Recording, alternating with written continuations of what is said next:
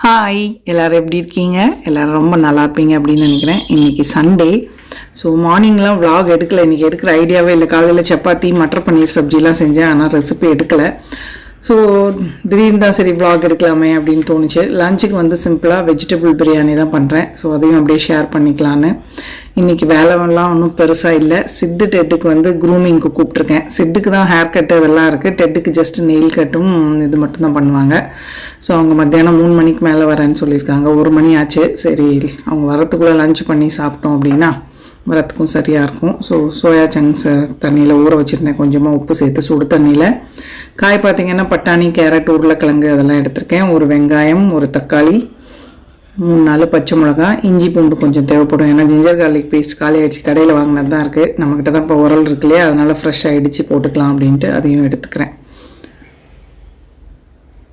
So உரலில் நல்லா இடிச்சிட்டு டேஸ்ட்டாக இருக்குது. ஃப்ரெஷ்ஷாக செஞ்சோம் அப்படின்னா, அதுவும் கல் உரலில் இடித்தோன்னா இன்னுமே கூட நல்லாயிருக்கும். எதுவுமே புதுசாக வாங்கினா ஒரு இது இருக்கும் பார்த்திங்களா, க்ரேஸு. அது மாதிரி ஏதாவது அரைக்கணுன்னா உடனே இந்த கல் எடுத்து அரைச்சிடுறது. எத்தனை நாளைக்கு செய்வோம் அப்படின்னு தெரியாது. புது பொண்ணு மாதிரி தான். அந்த ஒரு ஜோரில் ஏதாவது புது சாமான் வாங்கினா கொஞ்சம் ரொம்ப யூஸ் பண்ணிகிட்ருப்போம். ஸோ அதுக்கு தேவையானதையும் ரெடி பண்ணிக்கலாம். ஸோ எல்லாமே எடுத்து வச்சுட்டேன் பாருங்கள். அரிசி ஒரு 1/2 மணி நேரம் முன்னாடியே ஊற வச்சுட்டேன். பேன் சூட் பண்ணிவிட்டு 2 டேபிள் ஸ்பூன் எண்ணெய், 1 டேபிள் ஸ்பூன் அளவுக்கு நெய் சேர்த்துக்கலாம். இப்போல்லாம் முக்கால்வாசி ஜீரக சம்பா பிரியாணி தான் பண்ணுவேன். ரொம்ப ரேராக தான் இது செய்வேன். அதுக்கு வந்து முந்திரி பருப்பெல்லாம் அரைச்சி செய்வேன். ஸோ இது வந்து நார்மலாக எல்லோரும் செய்கிற மாதிரியான பிரியாணி தான். 2 பிரிஞ்சி இலை, கொஞ்சமாக பட்டை சேர்த்துருக்கேன், கொஞ்சம் ஜாதி பத்திரி.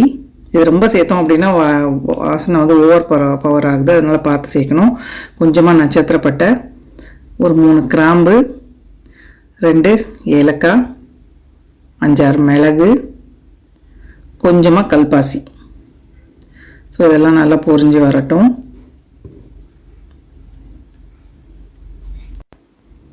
ஸோ இது கொஞ்சம் பொரிஞ்சதுக்கப்புறமா 4 பச்சை மிளகா கீரி சேர்த்துருக்கேன். காரத்துக்கு ஏற்ற அளவுக்கு பார்த்து அட்ஜஸ்ட் பண்ணிக்கலாம். மிளகாத்தூளுமே கூட சேர்ப்போம். ஸோ பச்சை மிளகாவும் கொஞ்சம் பொரிஞ்சதுக்கப்புறமா பெரிய சைஸ் பல்லாரி, சின்னதாக இருந்தால் 2 சேர்த்துக்கலாம். நீளமாக கட் பண்ணி வச்சுருந்தேன். ஒரு கண்ணாடி பதம் ஆறு அளவுக்கு வெங்காயத்தையும் வதக்கிடலாம். இது கூட இடித்து வச்சுருந்த இஞ்சி பூண்டு சேர்த்துக்கலாம். நல்லா இந்த மாதிரி ஃப்ரெஷ்ஷாக அரைச்சி போட்டனால பிரியாணியுமே கூட நல்லா வாசனையாக வந்திருந்தது. ஸோ இஞ்சி பூண்டோட பச்சை வாசனை போனதுக்கப்புறமா இது கூட தக்காளி சேர்த்துக்கலாம். தக்காளி வந்து நல்லா கொஞ்சம் கரைஞ்சி வேகணும்.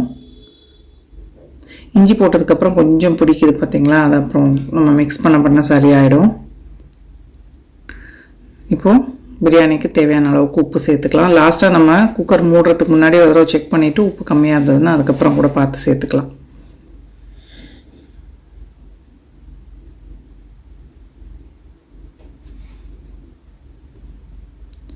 ஸோ இப்போ இதில் பாக்கி மசாலா ஐட்டம்லாம் சேர்த்துக்கலாம்.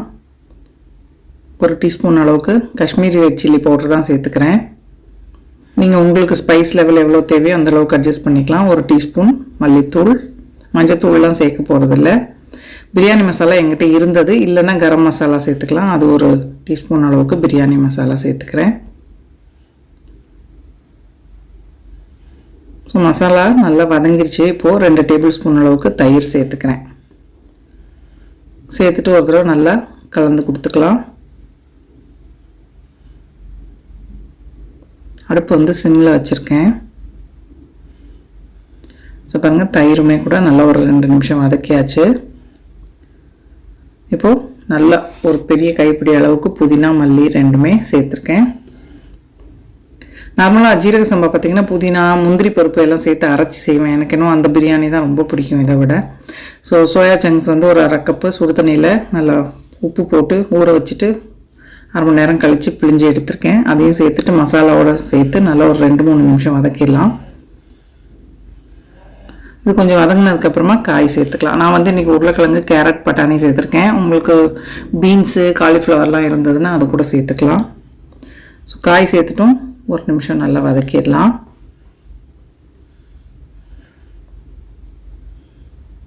சண்டே ஆனால் நான்வெஜ் சாப்பிட்றவங்களாம் சிக்கன், மட்டன் பிரியாணி பண்ணுவீங்க இல்லையா. ஸோ 1/2 கப் அளவுக்கு பாஸ்மதி அரிசி அலசி ஒரு 1/2 மணி நேரம் ஊற வச்சுருந்தேன். அதை இது கூட சேர்த்துட்டு நல்லா ஒரு தடவை மிக்ஸ் பண்ணிடலாம். அரிசி உடையாத அளவுக்கு கலந்துக்கணும். 1 கப் அரிசிக்கு 1.5 கப் அளவுக்கு தண்ணி சேர்த்துருக்கேன். ஸோ உப்பு பார்த்தேன் கொஞ்சம் கம்மியாக இருந்த மாதிரி இருந்தது. பிரியாணிக்கு வந்து கொஞ்சம் ஒரு கல் உப்பு தூக்கலாக இருந்ததுன்னா காய் பிரியாணிலாம் வெந்து வர்றப்ப சரியாக இருக்கும். கொஞ்சம் சுள்ளுன்னு உரைக்கிற அளவுக்கு இருக்கணும் உப்பு. ஸோ நல்லா ஒரு தடவை மிக்ஸ் பண்ணிவிட்டு சும்மா மேலே மூடியை வச்சுட்டு அது கொதிக்க விடுற அளவுக்கு, அதுக்கப்புறம் தான் லிட்டு போட்டுட்டு ஸ்டீம் வந்ததுக்கப்புறம் வெயிட் போடணும். மூடியை சும்மா தான் வச்சு விட்டுருக்கேன். இது நல்லா கொதி வரட்டும். ஸோ அந்தந்த சாமானை எடுத்த இடத்துல வச்சுட்டு கொஞ்சம் மேடை எல்லாத்தையும் க்ளீன் பண்ணி விட்டுறேன் அது கொதிக்கிற வரைக்கும். சின்ன பர்னரில் தான் வச்சு செய்ய போகிறேன். இது வந்து ரொம்ப இருக்கும், அடி பிடிச்சிடும் இதிலே வச்சு செஞ்சோம் அப்படின்னா. ஸோ அதனால் கொதிக்க ஆரம்பிச்சிருச்சு. சின்ன பர்னர் ஆன் பண்ணிவிட்டு அதில் வச்சுட்டு தான் மூடி போடணும்.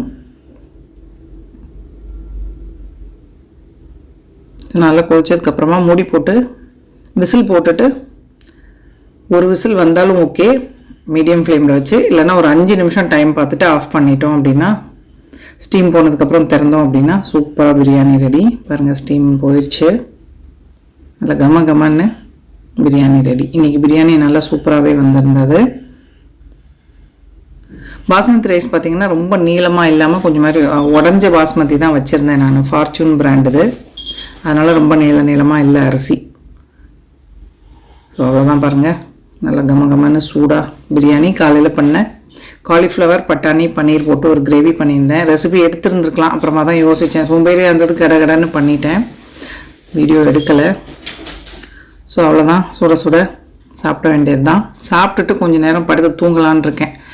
ஒரு 2 மணி தான் ஆகுது. 3 மணிக்கு மேலே தான் க்ரூமிங்க்கு வரேன்னு சொல்லியிருக்காங்க. அதனால் சாப்பிட்டுட்டு 1 மணி நேரம் ஒரு தூக்கம் வருது. ஸோ தூங்கி எழுந்திரிச்சிட்டு அதுக்கப்புறம் பார்த்திங்கன்னா ஒரு 3-3:15 மேலே வந்தாங்க. சிட்டுக்கு க்ரூமிங் நடந்துட்டுருக்கு. இவனுக்கு அதெல்லாம் பார்த்தாலே பயம். அதனால் வந்து இங்கே ஏறி படுத்துருக்கான். இவனுக்கு நெயில் மட்டும் கட் பண்ண சொல்லணும். சிட்டுக்கு கிட்டத்தட்ட வேலை முடிய போகுது. குளிப்பாட்டி விட்டுட்டாங்க. அதுக்கடுத்து போட்டு டெட்டுக்கு நெயில் கட்டிங் நடந்துட்டுருக்கு பாருங்கள். இவனை பிடிக்கிறது தான் பெரிய இது. லீஷெல்லாம் போட்டு இழுத்து ஒரு பெரிய போராட்டம். அதனால் வீடியோலாம் எடுக்கலை. இந்த பக்கம் அந்த பக்கம் ஓடி பெருசாக ஆட்டம் காட்டுவான். அதனால் அவனுக்கு நெயில் கட் பண்ணிவிட்டு கிளாண்ட் க்ளீனிங் மட்டும் பண்ணுறது, குளிப்பாட்டுறது நம்மளே பண்ணிடலாம்.